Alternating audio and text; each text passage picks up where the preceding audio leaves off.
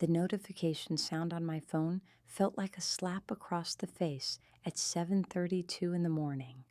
20 years old today, and the first birthday greeting I received wasn't from my family, it was a Facebook memory reminding me that last year nobody had remembered either. I lay in my narrow dorm bed, staring at the ceiling of my shared room while my roommate Persephone still slept peacefully in the bed across from mine. The silence felt heavier than usual, weighted with expectation and the familiar ache of disappointment that had become as much a part of my birthdays as candles on a cake I'd learned to buy for myself. My phone remained stubbornly quiet. No calls, no texts, no acknowledgement that Cordelia Ravencrest had somehow managed to survive another year on this planet. But then again, why would today be any different? In my family, there had always been room for only one birthday celebration in March, and it had never been mine. Lysander and I shared the same birthday, the same face, the same DNA, but apparently that's where our similarities ended in our parents' eyes. 20 years ago, we'd entered this world together, with him arriving exactly 11 minutes before me.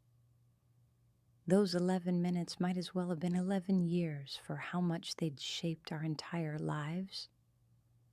I rolled over and grabbed my phone, muscle memory guiding me to Instagram, despite knowing I'd only find fresh wounds there.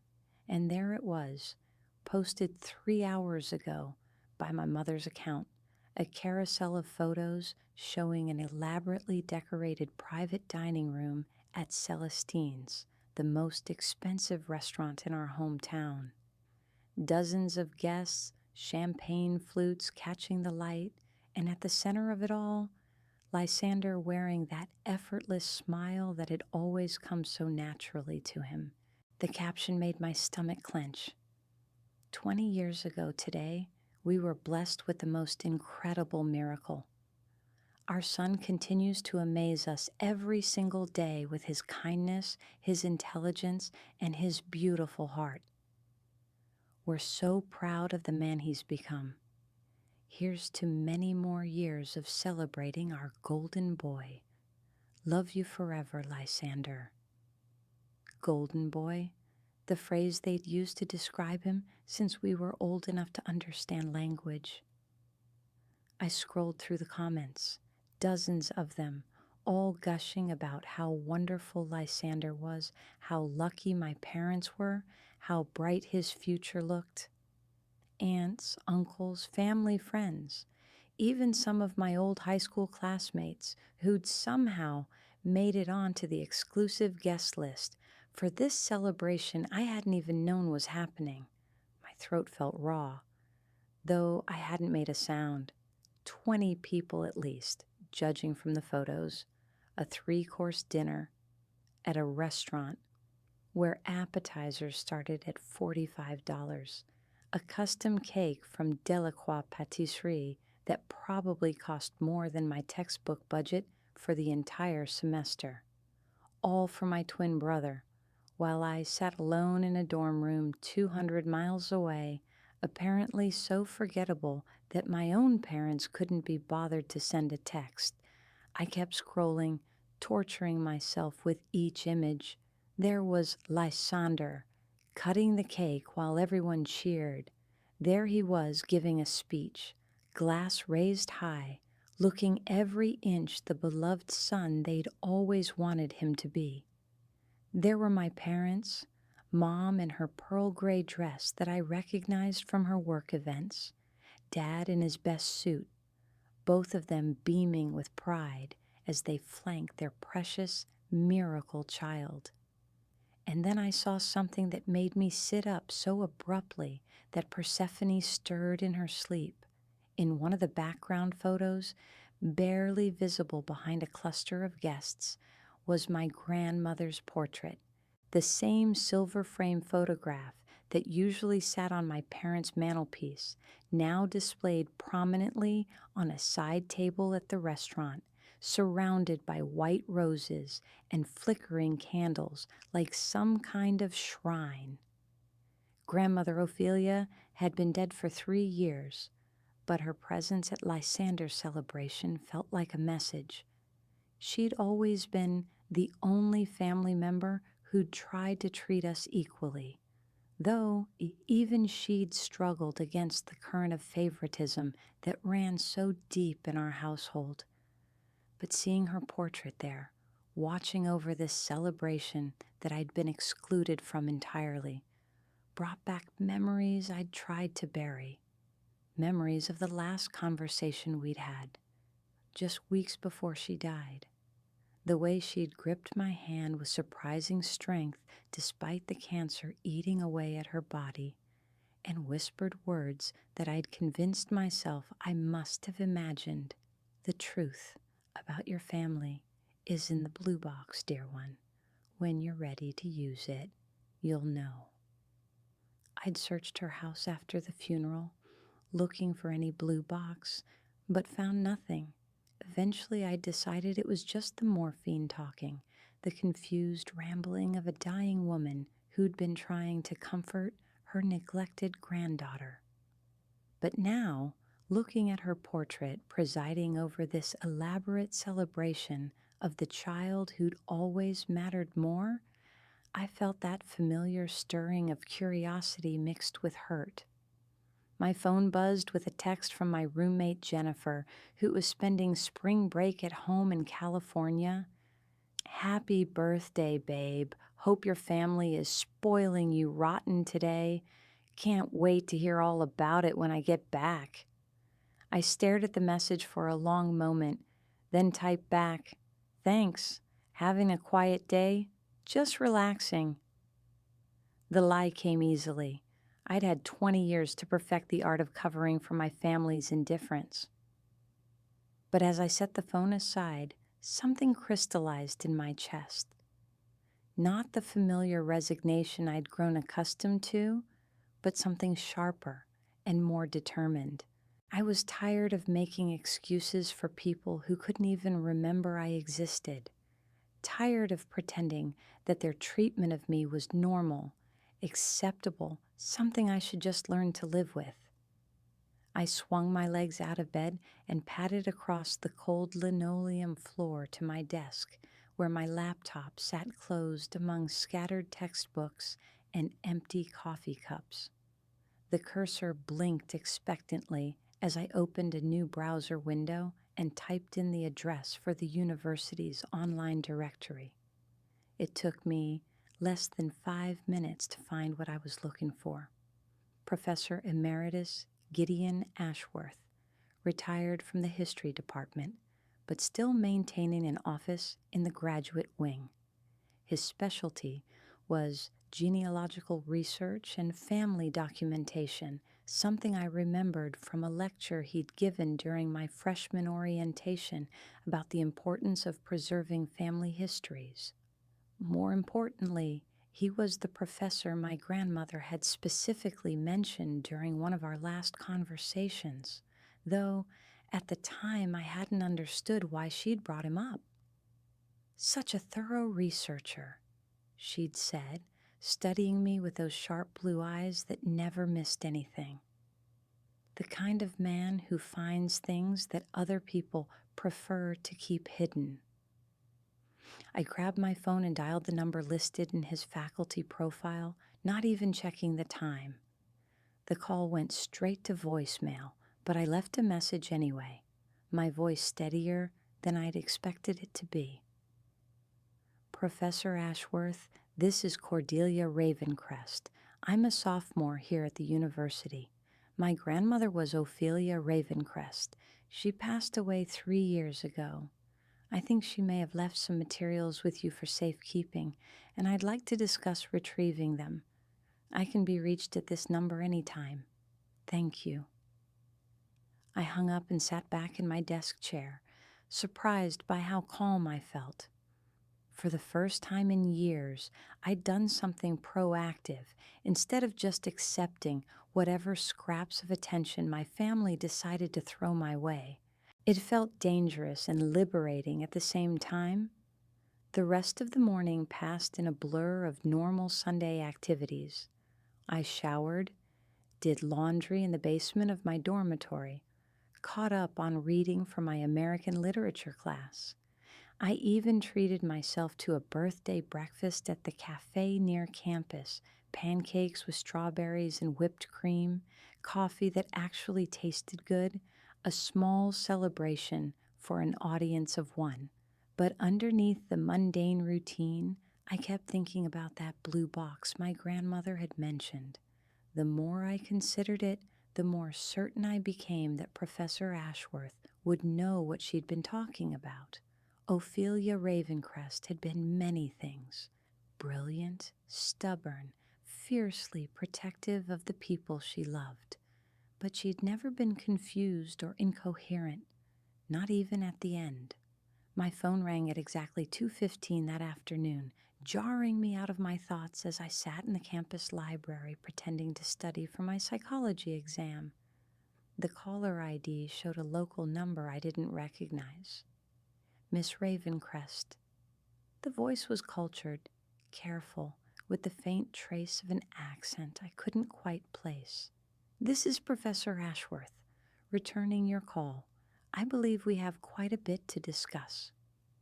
Something in his tone made my pulse quicken.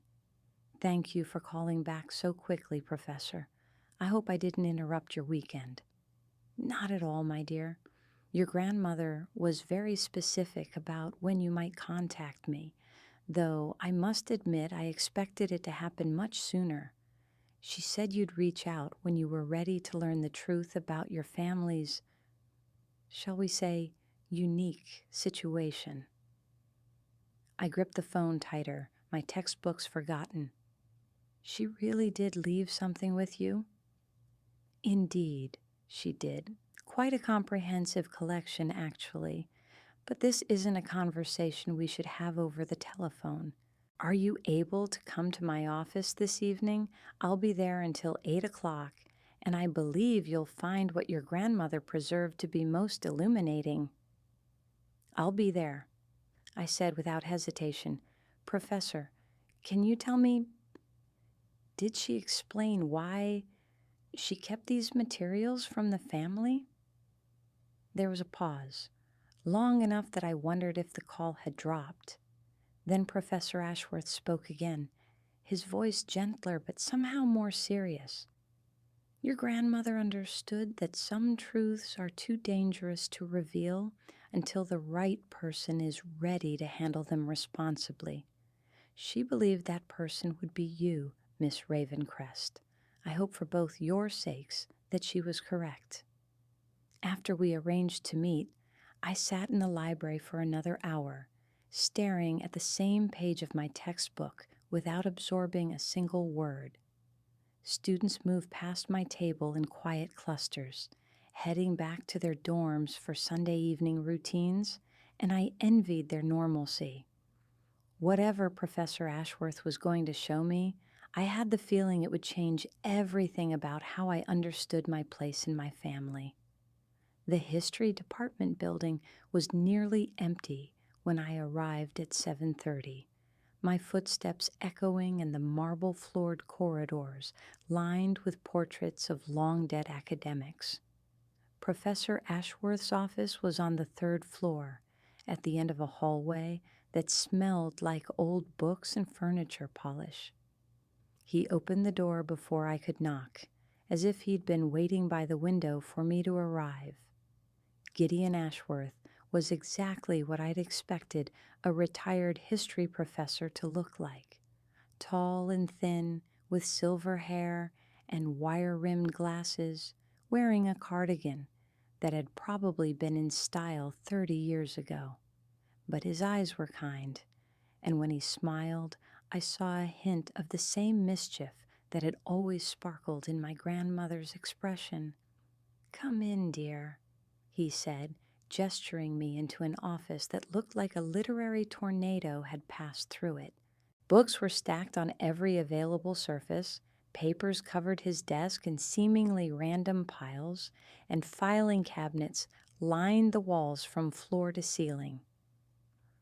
I apologize for the mess. I've been retired for 5 years, but I still can't seem to organize anything properly. He cleared a chair for me across from his desk, then moved to a locked filing cabinet in the corner.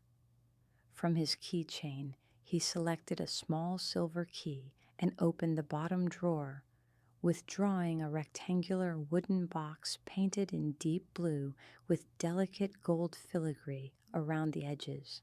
My breath caught. Even without opening it, I knew this was what my grandmother had been talking about, the blue box that contained the truth about my family. She left specific instructions, Professor Ashworth said, setting the box carefully on his desk between us. I was to give this to you only if you came looking for it yourself, and only if you'd reached your 20th birthday. She was very particular about both conditions. How did she know I would come looking? He smiled, settling into his own chair with the careful movements of someone whose joints had seen better days. Your grandmother was an extraordinary woman, Miss Ravencrest. She had a gift for understanding people's true natures, even when they didn't understand themselves yet. She said you had her curiosity and her strength, and that eventually your family's treatment of you would push you to seek answers. I stared at the box, almost afraid to touch it. What kind of answers? The kind that explain why your parents have always favored your brother so dramatically.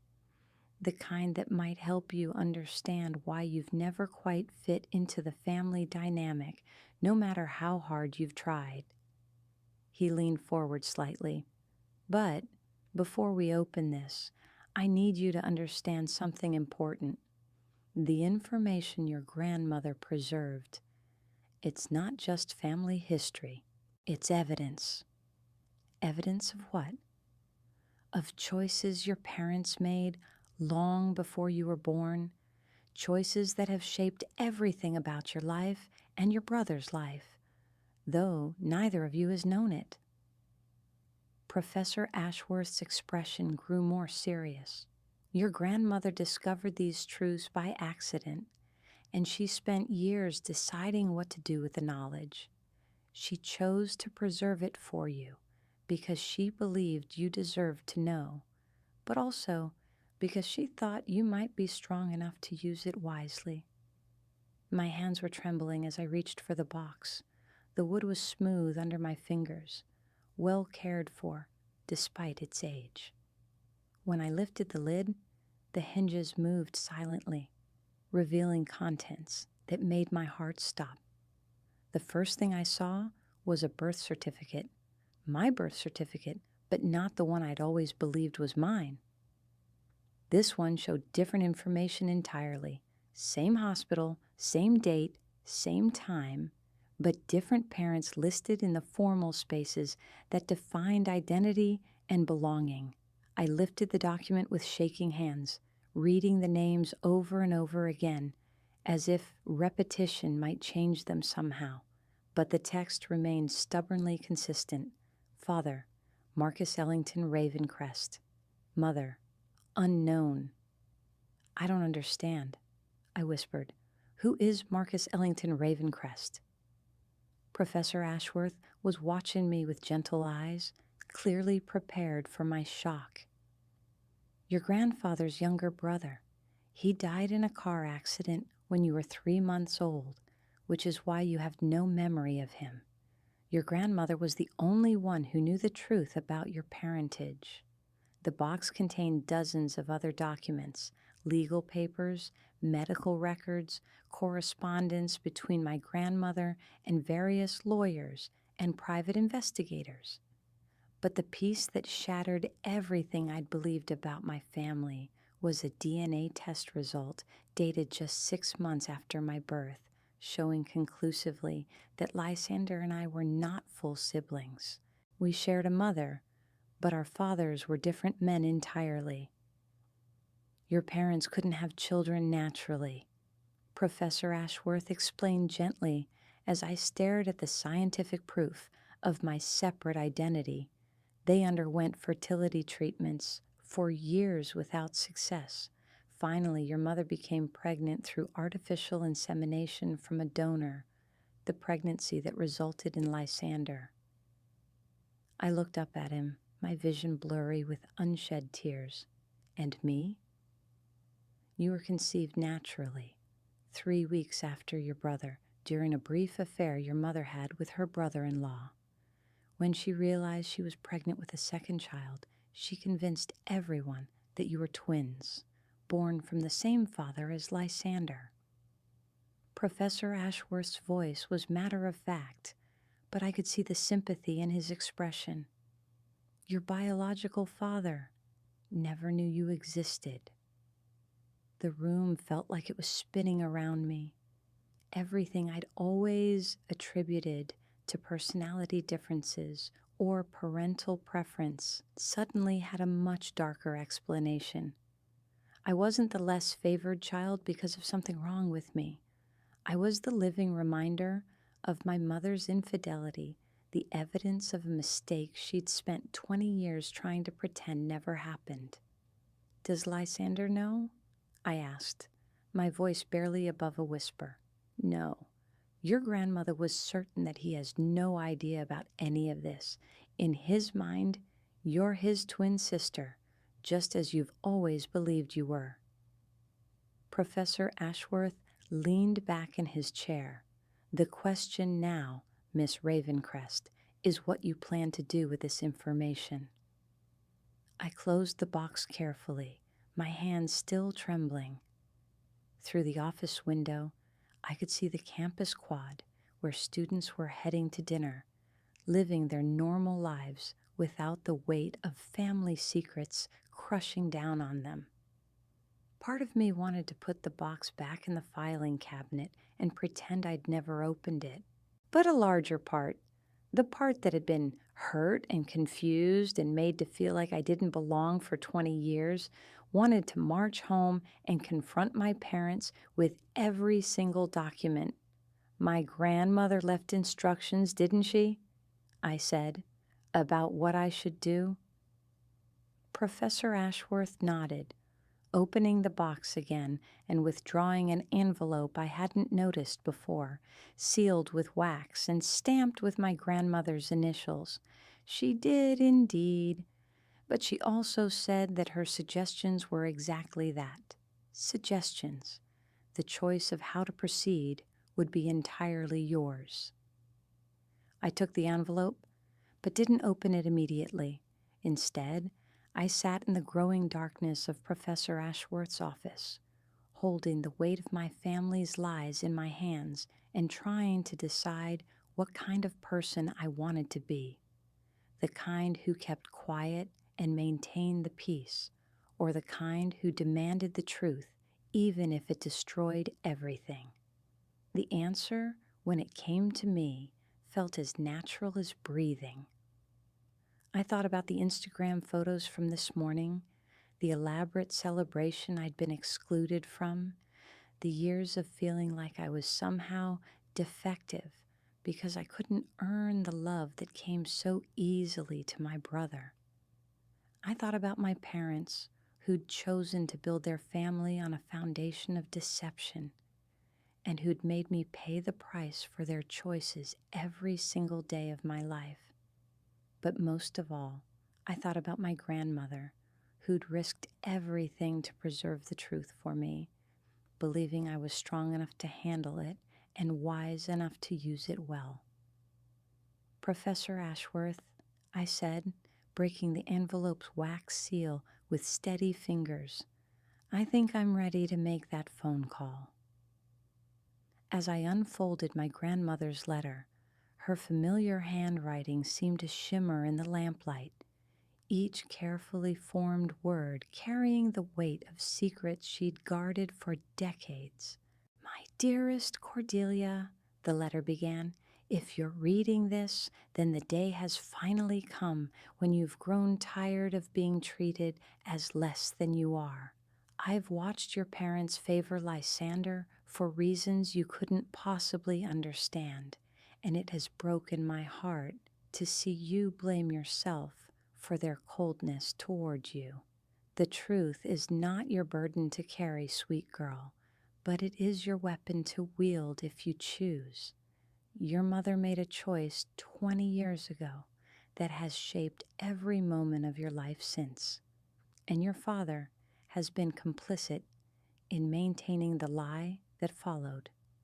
They have built their perfect family on a foundation of deception, and they have made you suffer for it. But you are not powerless, my darling. You never were.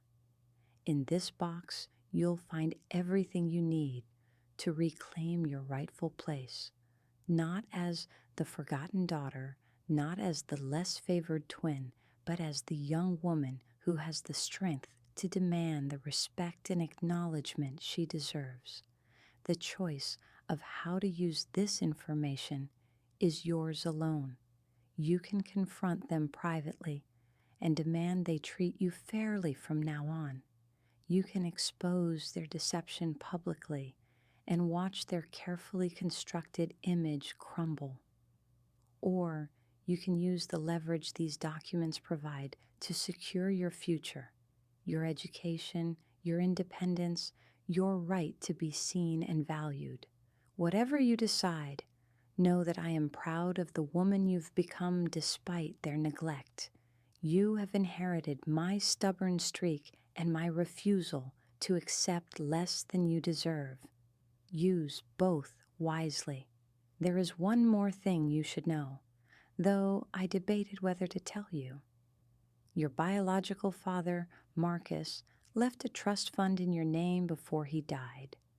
Your parents have been managing it as your college fund, but they've never told you that it contains nearly $200,000, money that is legally yours and yours alone. The account information is included in these documents. You have options, my dear one. You have power. You have the truth. Use them all. With all my love and faith in your strength, Grandmother Ophelia. I set the letter down with hands that felt detached from my body, then methodically went through the rest of the box contents, bank statements, showing deposits into an account I'd never known existed, legal documents establishing the trust fund Marcus Ellington Ravencrest had created for his daughter, investment records showing how that money had grown over the past 20 years, and at the very bottom of the box, a single photograph I'd never seen before, a young man with dark hair and kind eyes, holding a baby who was unmistakably me. On the back, in my grandmother's handwriting, Marcus and Cordelia, aged 3 weeks. He loved you so much, sweet girl. Professor Ashworth had remained silent while I absorbed the contents of my inheritance, but now he leaned forward with concern evident in his expression. "Are you all right, Miss Ravencrest?" I looked up at him, feeling something like clarity settling over me for the first time in my life. "Actually, Professor, I think I'm better than I've been in years." "And what do you plan to do with all of this?" I gathered the documents carefully, placing them back in the blue box that had held my family's secrets for 20 years.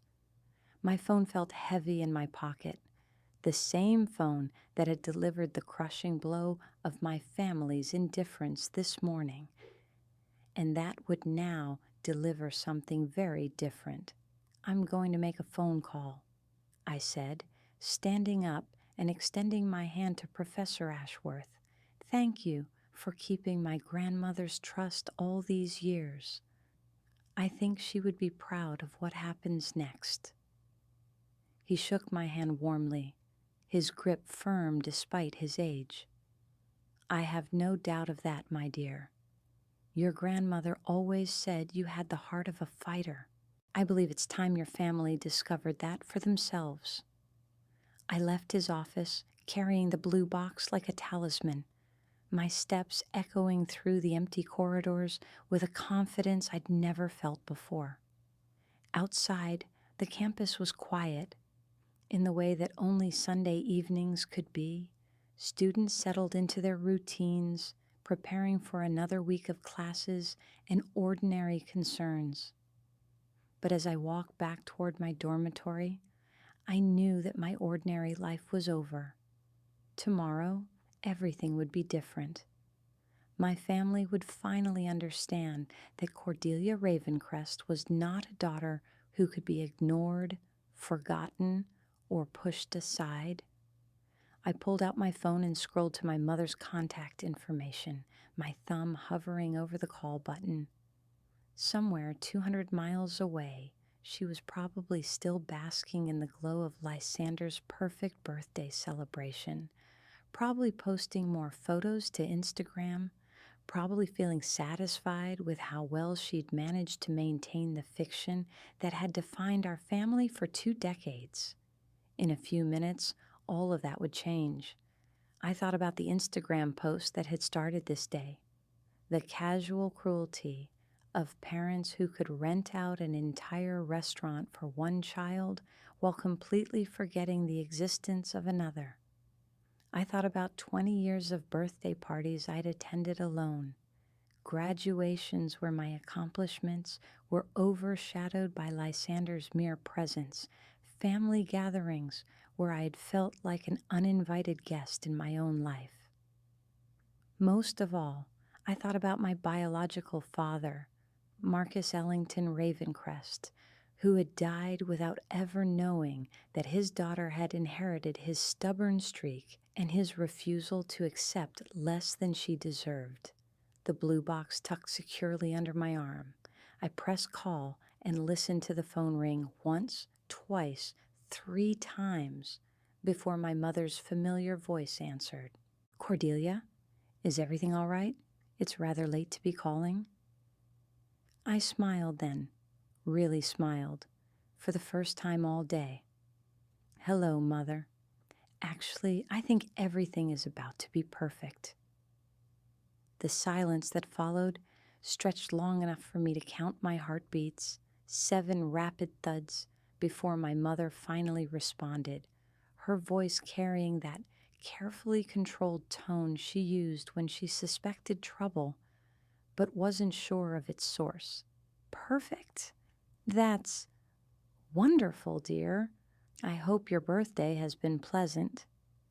The words came out stilted, as if she'd suddenly remembered what day it was and felt obligated to acknowledge it. "Oh, it has been educational," I said, settling onto a bench outside the history building, the blue box balanced on my knees like a judgment waiting to be delivered. "I've learned so many interesting things about our family today, things I think you'll find fascinating." Another pause, shorter this time, followed by the sound I recognized as my mother moving to a quieter location, probably stepping away from wherever the family was gathered to continue celebrating Lysander's special day. "Cordelia, you sound different. Is something wrong?" "Wrong?" I laughed, and the sound felt foreign coming from my throat. Not bitter, not hurt, but genuinely amused. "No, Mother. For the first time in 20 years, I think everything is exactly right." I heard my father's voice in the background, asking who was on the phone, and my mother's muffled response. Then she was back, her voice lower and more cautious. "Dear, perhaps we could continue this conversation tomorrow, when you're not busy celebrating your miracle child." I interrupted, my voice still pleasant, but with steel underneath. "Actually, I think now is perfect. You see, I've been looking at your Instagram posts from today. Quite the party you threw for Lysander.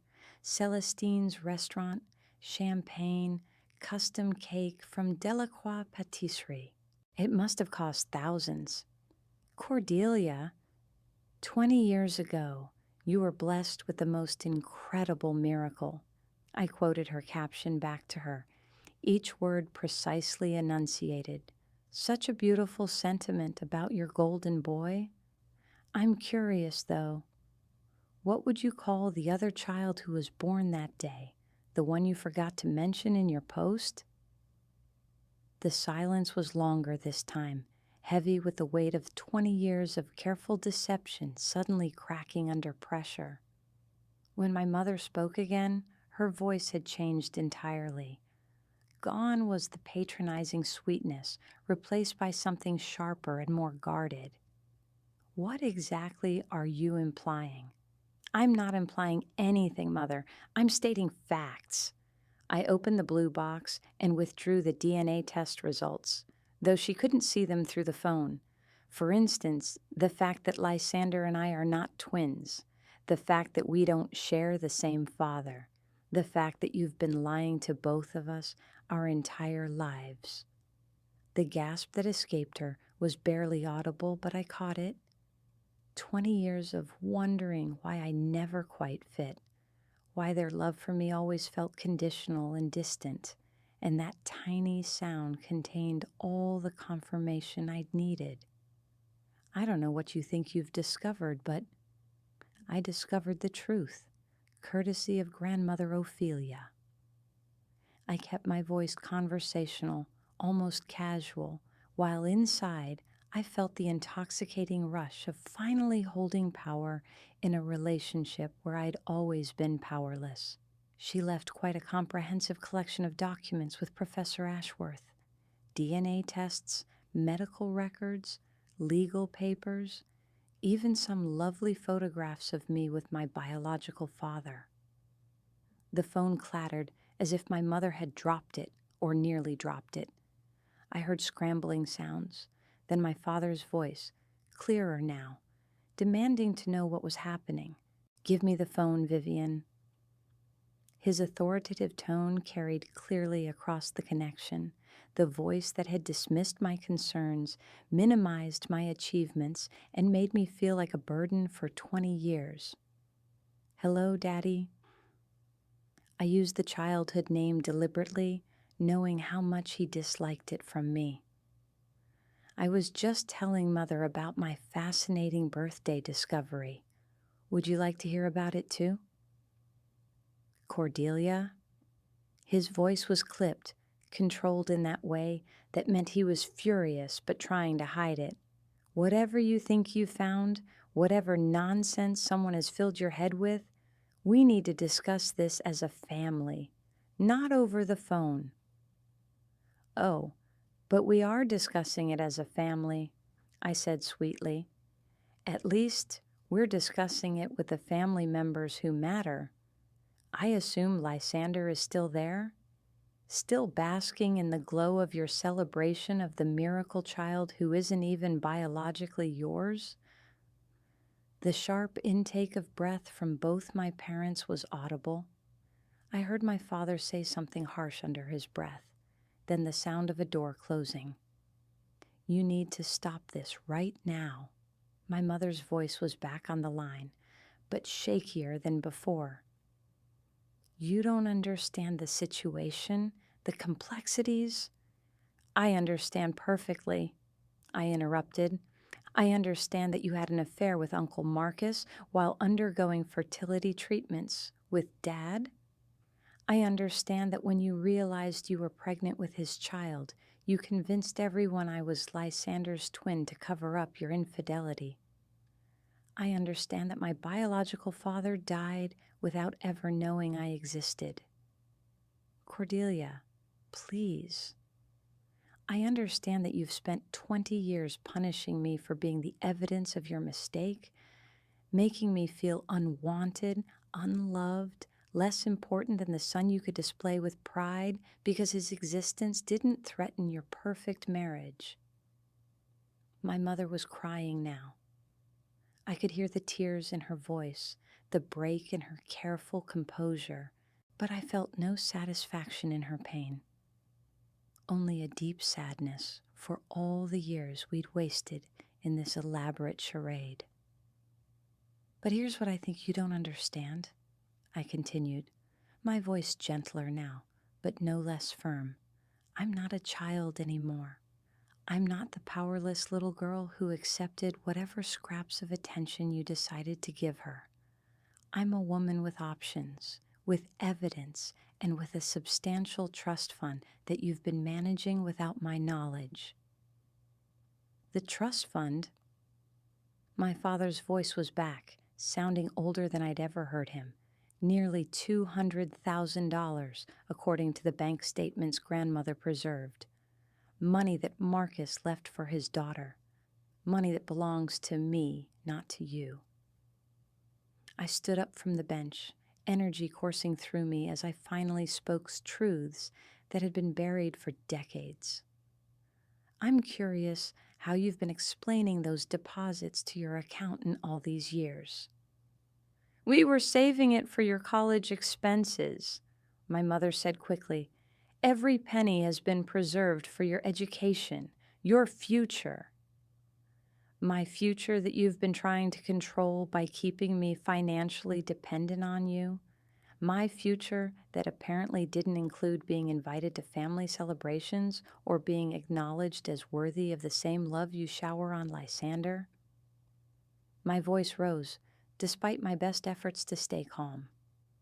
How convenient that my inheritance was being saved in a way that kept me powerless and grateful.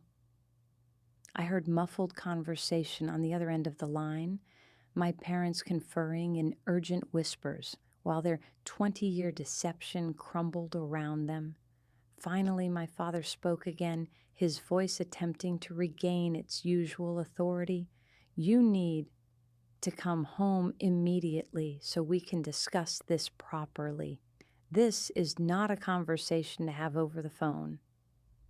Actually, I think this is exactly the conversation to have over the phone, I replied. Nice and public, with witnesses. Professor Ashworth is still here, by the way. He's been fascinated by our family's approach to truth-telling. Cordelia, be reasonable. Think about what you're doing. I am being reasonable. For the first time in my life, I'm being completely reasonable. I checked my watch, nearly 9 o'clock. Here's what's going to happen. First, you're going to transfer complete control of my trust fund to me by the end of the week. All of it, with full documentation of every transaction you've made on my behalf. That money was meant to be managed responsibly by me, the person it actually belongs to. I cut off my father's protest with steel in my voice.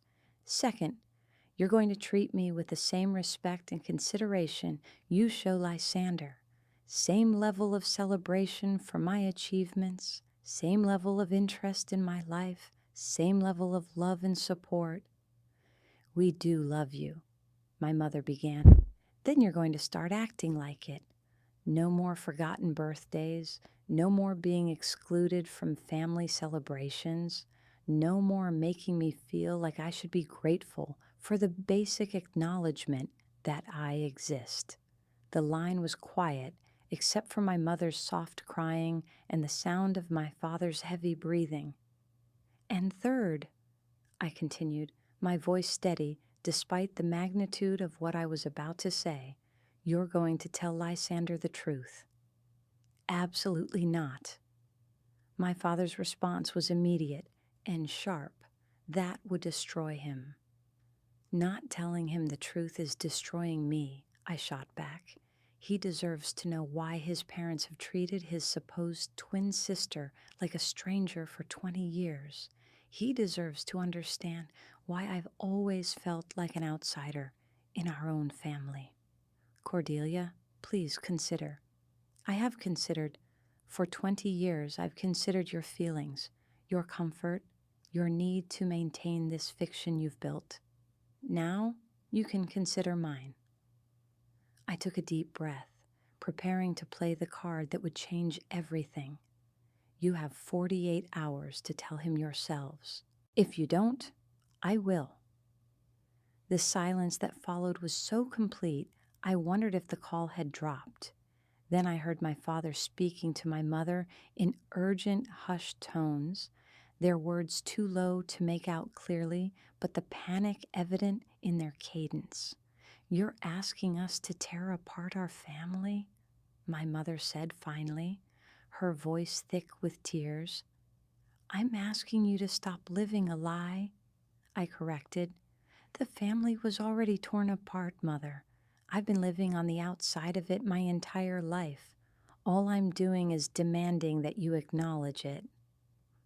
"What if we refuse?" my father asked, his lawyer instincts apparently kicking in. "What if we simply don't agree to your demands?" I smiled, though they couldn't see it. "Then I make some phone calls of my own. Uncle Richard would be very interested to learn about his sister-in-law's affair with his deceased brother. Aunt Patricia has always wondered why Lysander and I look so different despite being twins. And I imagine Lysander's girlfriend would find it fascinating to hear about the family dynamics she's been observing but never understood." "You wouldn't," my mother whispered. "Try me," I said simply. "I've spent 20 years protecting your secret without even knowing I was doing it.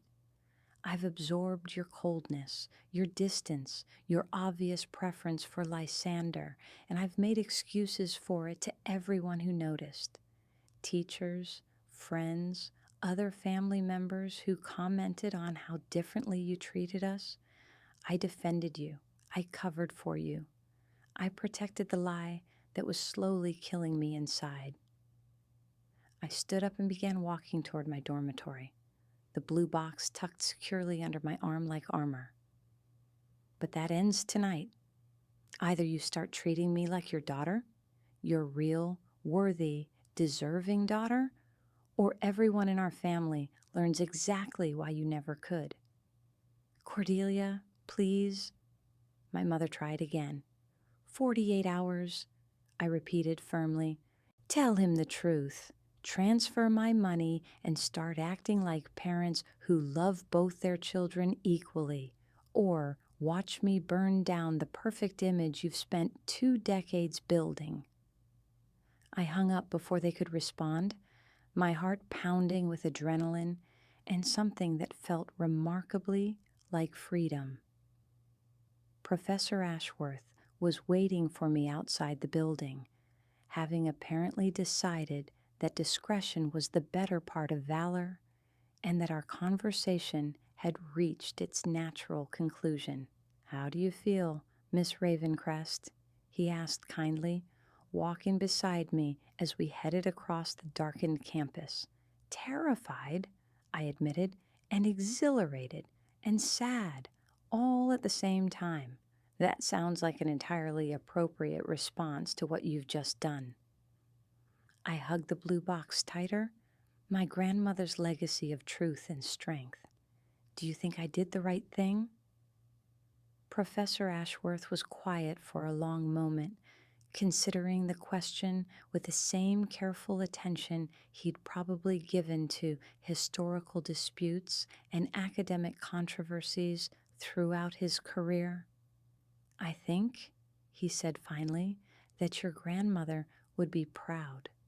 And I think 20 years of living with their guilt has probably been punishment enough for your parents. Now they have the opportunity to do better if they choose to take it. And if they don't, then you'll have the resources and the knowledge to build your own life on your own terms without their approval or support." He smiled at me, paternal and encouraging. Sometimes the greatest gift we can give our families is the chance to choose love over fear. Back in my dorm room, I set the blue box on my desk and stared at it for a long time. Persephone was still not back from spring break, leaving me alone with the magnitude of what I'd just set in motion. In less than an hour, I'd transform from the forgotten daughter into someone with real power in my family's dynamics. My phone buzzed with text messages throughout the evening, first from my mother, then my father, each trying a different approach to convince me to reconsider. My mother's messages were pleading, emotional appeals about family loyalty and forgiveness. My father's were more tactical, discussing the legal and financial complexities of what I was demanding. I read them all, but didn't respond. The time for negotiation was over. The real test came the next evening when Lysander called me for the first time in months. "Cordelia?" His voice was confused, younger sounding than usual. "Mom and Dad want me to come home this weekend. They said there's something important we need to discuss as a family, and they specifically asked me to invite you too." I closed my eyes, feeling a mixture of relief and anxiety wash over me. They were going to tell him. They were actually going to tell him the truth. "Did they say what it was about?" I asked carefully. "No, but Mom has been crying a lot since last night, and Dad keeps pacing around the house looking like someone died." Lysander paused. "Cordelia, did something happen? Mom mentioned that you called yesterday and that you were upset about something." "I was upset," I said honestly, "but I think everything is going to be okay now." "Will you come home this weekend?" They seemed really insistent that we should both be there. I thought about it. Returning to the house where I'd spent so many years feeling like an intruder, facing parents who'd been forced to acknowledge truths they'd hoped to take to their graves. It would be difficult, potentially explosive, certainly emotional, but it would also be honest. For the first time in our lives, we'd all be telling the truth. "Yes," I said, "I'll come home." The drive back to my hometown the following Saturday felt like traveling through time. Every familiar landmark reminded me of a different version of myself, the child who'd accepted her parents' indifference as normal, the teenager who'd tried desperately to earn love that was always withheld, the young woman who'd finally learned to stop asking why she was never enough. But as I pulled into the driveway of the house where I'd grown up, carrying my grandmother's blue box like a shield, I realized I was returning as someone completely different. Someone with agency, with knowledge, with the power to demand respect. My parents were waiting in the living room when I arrived, both of them looking older than they had just a week ago. My mother's eyes were red-rimmed from crying, and my father's usual stern composure was cracked around the edges. Lysander sat on the couch between them, clearly sensing the tension but not understanding its source. "Thank you for coming," my mother said quietly as I took the armchair across from them. My grandmother's old chair, I realized, the one she'd sat in during family gatherings when she'd watched our dysfunctional dynamics with sad but knowing eyes. "Where should we start?" I asked, setting the blue box on the coffee table where everyone could see it. Lysander looked at the box, then at our parents, then at me. "Okay, someone needs to tell me what's going on. The suspense is killing me." My father cleared his throat, looking like a man preparing to deliver his own death sentence. "Son, what we're about to tell you is going to change how you understand our family. We should have told you years ago, but we hoped. We thought we were protecting both of you," my mother finished when his words faltered. I watched Lysander's face as our parents slowly, painfully revealed the truth about our origins, the fertility treatments, the affair, the deception that had shaped our entire lives. His expression shifted from confusion to shock to something that might have been relief as pieces of a puzzle he'd never realized he was solving finally fell into place. "So we're not actually twins," he said finally, his voice oddly calm. "You're half-siblings." My father confirmed. "You share the same mother, but different fathers." Lysander looked at me then, really looked at me, and I saw recognition dawning in his eyes. "That's why you've always seemed so different from the rest of us. That's why Mom and Dad—" He trailed off as the full implications hit him. "That's why they always favored you," I said gently. "You were the planned child, the one they could love without complications. I was the reminder of Mom's mistake." "That's not true," my mother said quickly, but her words lacked conviction. "Isn't it?" I asked. "When was the last time you forgot Lysander's birthday? When was the last time you threw him a party and didn't invite me? When was the last time you made him feel like he was an inconvenience in your life?" My mother's face crumpled, and she began crying again. Not the careful, controlled tears she'd shed over the phone, but deep, wrenching sobs that seemed to come from 20 years of buried guilt. Lysander moved to comfort her, then stopped, looking between our parents and me with an expression I'd never seen before. Understanding, but also something that looked like anger. "You let her feel unwanted her entire life because you couldn't deal with your own guilt," he said to our parents, his voice quiet but firm. "You made her think there was something wrong with her because acknowledging her meant acknowledging what you'd done." "It wasn't that simple," my father began. "Yes, it was." Lysander's interruption was sharp, more authoritative than I'd ever heard him. "It was exactly that simple. You had 2 children who needed love and support, and you chose to give it all to one and withhold it from the other because of something that happened before we were even born." He turned to me then, his eyes bright with unshed tears. "Cordelia, I am so sorry. I knew something was off. I knew they treated us differently, but I should have said something. I should have defended you." "You couldn't have known," I said, touched by his obvious distress. "How could you have known?" "I should have paid more attention. I should have questioned why you always seemed like you were on the outside of our family looking in." He ran his hands through his hair, a gesture so familiar it was like looking in a mirror. "All those times you tried to connect with them, all those achievements they barely acknowledged, all those birthdays they forgot." "They didn't forget," I said quietly. "They just chose not to remember." The silence that followed was broken by my father's voice, hoarse with emotion I'd rarely heard from him. "We were wrong," he said simply.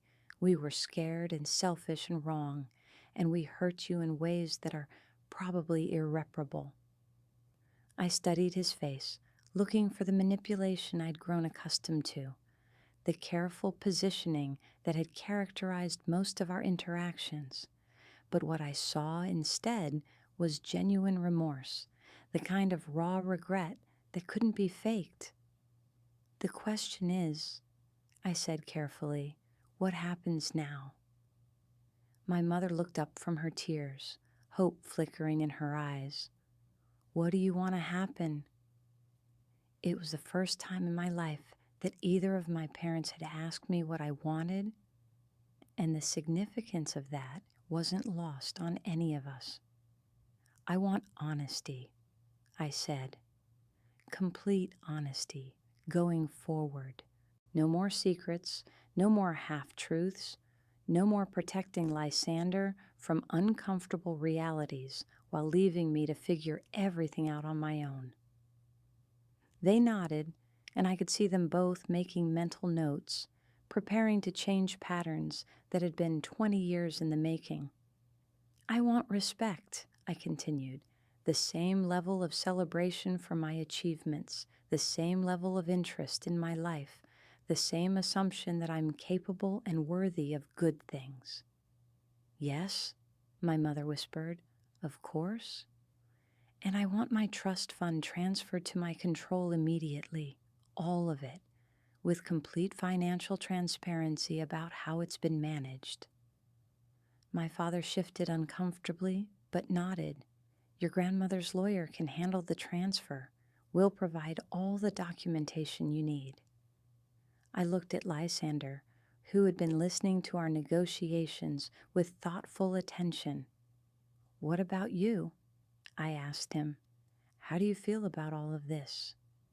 He was quiet for a long moment, processing everything he'd learned. When he spoke, his voice was measured but firm. I feel like I've been living in a lie my entire life, he said, and I feel like my sister has been paying the price for that lie while I got all the benefits. Lysander, my mother began. No, let me finish. His tone was gentle but unmovable. I want to build a real relationship with Cordelia, one that's based on who we actually are instead of who you've told us we were supposed to be. I want to understand what it was like for her growing up as the forgotten child while I was the golden boy. He turned to me with an expression that was both vulnerable and determined. I want to be your brother, he said simply, your real brother, not just the person who happened to share a birthday and a house with you. The tears that had been threatening all day finally spilled over, and I found myself crying, not from hurt or anger, but from relief. For 20 years, I'd wondered what was wrong with me, that I couldn't earn my family's love. Now, I understood that the problem had never been with me at all. I'd like that, I managed to say through my tears. What followed was the most honest conversation our family had ever had.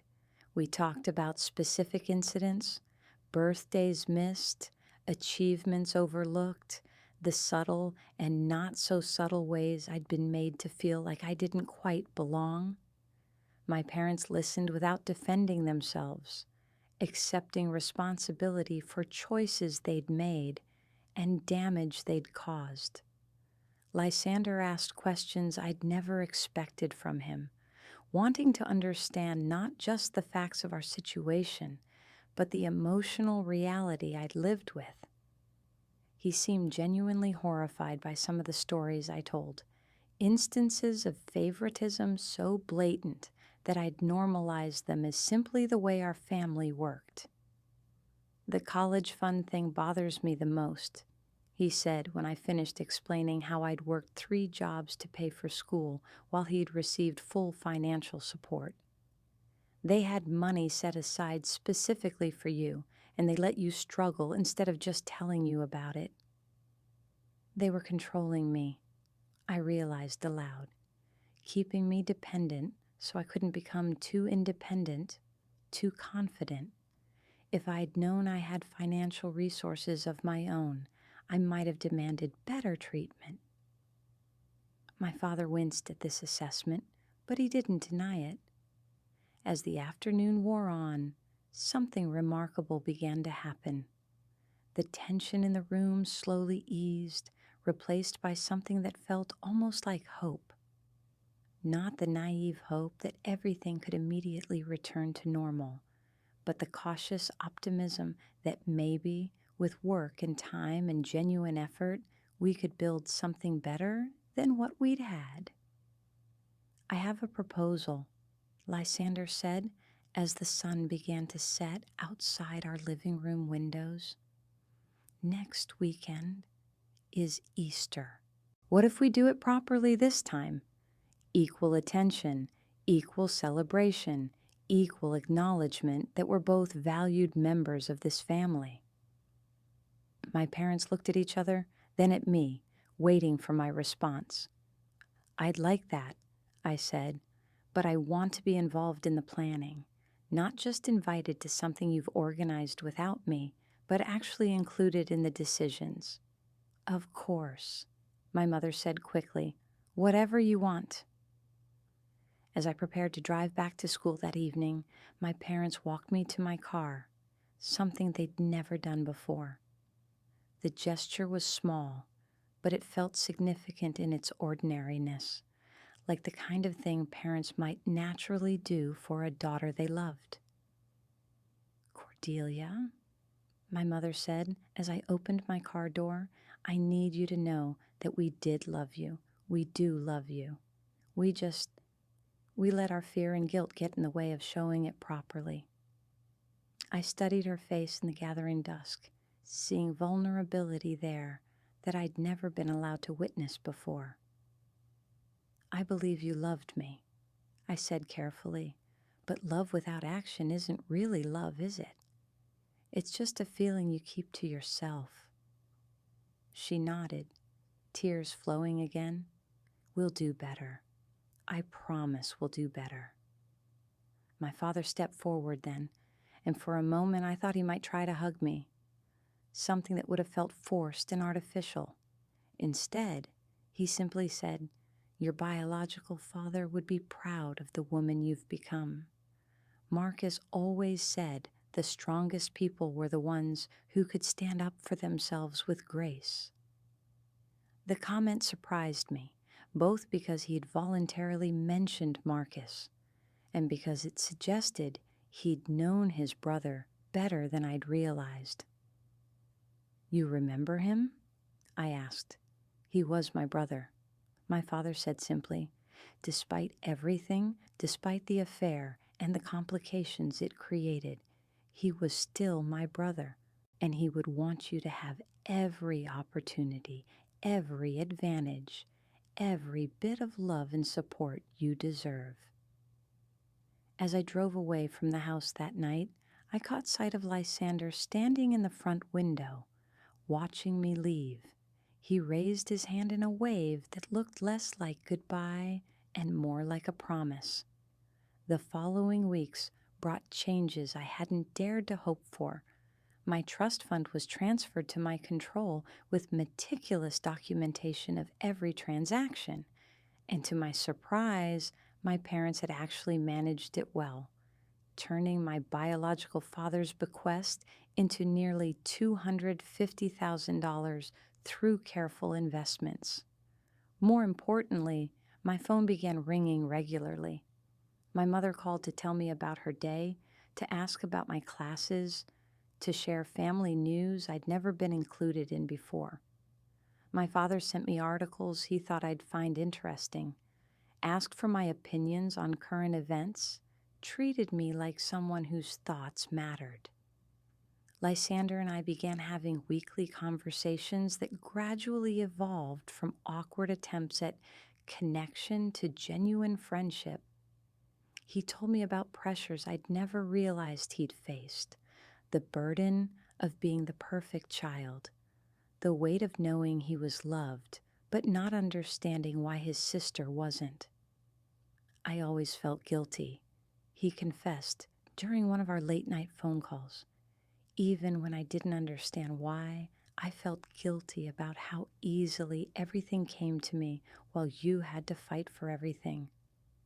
"You don't need to feel guilty," I told him. "You were a child too. None of this was your fault." The real test came at Easter, just as Lysander had proposed.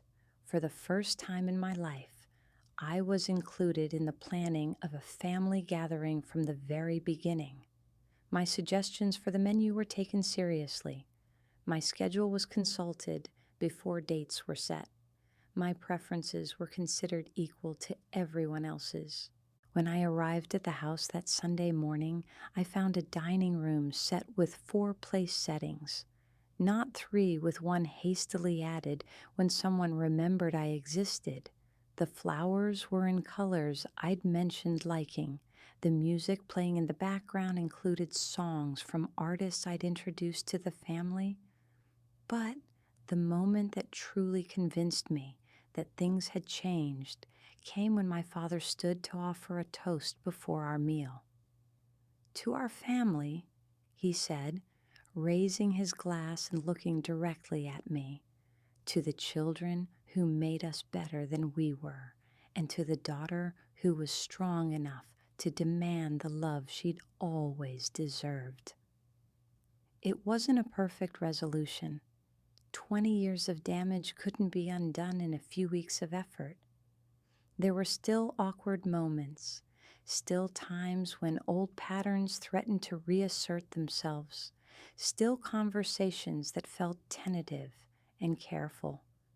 But for the first time in my life, I felt like I belonged at my family's table, not as a guest they tolerated, not as a reminder of past mistakes, but as a daughter who was valued and loved and seen. As we sat around that table, sharing stories and laughter that felt genuine rather than forced, I thought about my grandmother's blue box, safely stored in my dorm room, but no longer needed as a weapon. Ophelia Ravencrest had given me the tools to reclaim my place in my family, but more than that, she'd given me the knowledge that I was worth reclaiming. The Instagram posts my mother made that day included pictures of both her children, with captions that acknowledged both our achievements and our individual worth. When friends commented on how much happier our family looked, she simply replied that honesty had a way of bringing out the best in people. Later that evening, as I prepared to drive back to school for my final few weeks of sophomore year, Lysander pulled me aside for a private conversation. "I've been thinking about what you said that day we all talked," he said, "about wanting a real relationship, not just the one our parents created for us." "What about it?" "I want to know my biological father, too," he said quietly. "The donor. I know it's different from your situation, but I think I deserve to understand that part of my identity." I smiled, recognizing in his words the same desire for truth that had driven me to open my grandmother's box. "I think you do deserve that," I said. "And I think our parents owe you the same support in finding those answers that they're finally giving me." "Will you help me?" he asked. "When I'm ready to start looking." "Of course," I said without hesitation. "We're family, real family now." As I drove back to campus that night, the highway stretching endlessly ahead in my headlights, I felt something I'd never experienced before. The solid, unshakable knowledge that I was loved and wanted and valued for exactly who I was. My phone buzzed with a text from my mother. "Drive safely, sweetheart. We love you, and we'll talk to you tomorrow." For the first time in my life, I believed her completely.